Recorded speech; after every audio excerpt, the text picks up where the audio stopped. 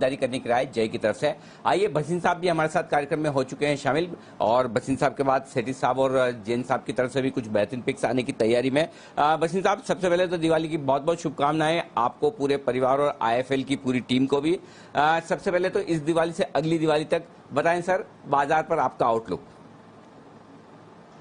हाँ, good evening Anil ji, आपको, दीपांशु, सारी जी की टीम को और सब निवेशकों को बहुत बहुत शुभ दिवाली। और देखिए, एक साल में क्या रंगत आ गई। तो मुझे लगता है कि इससे अच्छी दिवाली मैंने शायद 18 महीने में नहीं देखी, बहुत लंबे टाइम बाद आई है। और सबको ही जो इन्वेस्टेड रहे हैं फायदा है।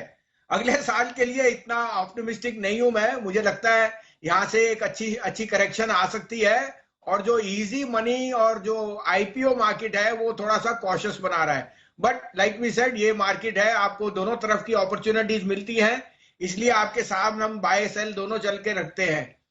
तो आप कहें तो मैं आपको स्टॉक पिक्स भी दूं और आउटलुक भी, जो मुझे लगता है आगे के लिए कौन से सेक्टर्स परफॉर्म करेंगे वो मैं दूं आपको। बिल्कुल। तो सर, पहले आपसे आउटलुक ही पूछूंगा, कौन से सेक्टर्स हैं जहां आपको लगता है पैसा लगाना चाहिए, कमजोरी हो सकती है तो कितनी, और कहां खरीदारी करनी चाहिए? तो पहले तो मैंने जैसे आपको कहा, मुझे ऑटो में बहुत बुलिश हूं as a contrarian. Real estate already बढ़ चुका है, लेकिन मुझे वहां अच्छा लगता है।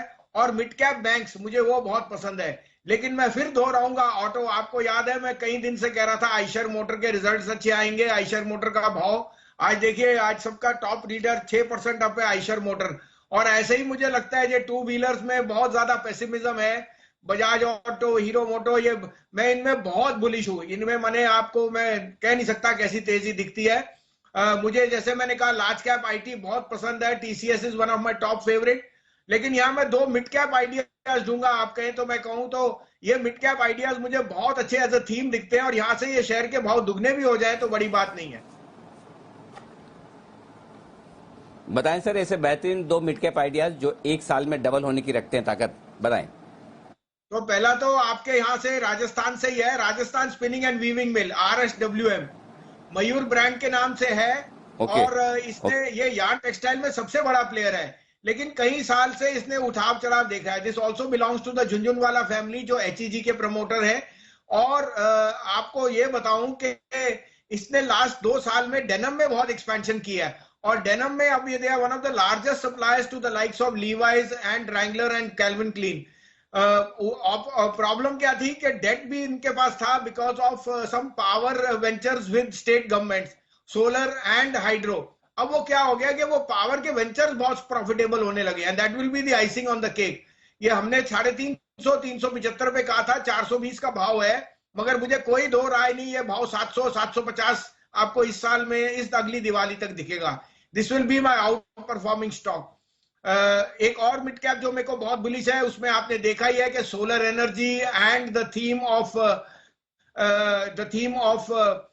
EVs is very prominent. Reliance ने अभी इन्वेस्ट किया है इन SW सोलर, ये शाहपुरजी पालोनजी की कंपनी थी, डेट फ्री हो गई है, और it's the largest makers of solar panels in the world. साथ में MEP, mechanical engineering and plumbing में ये बहुत बड़े कॉन्ट्रैक्ट्स हैं।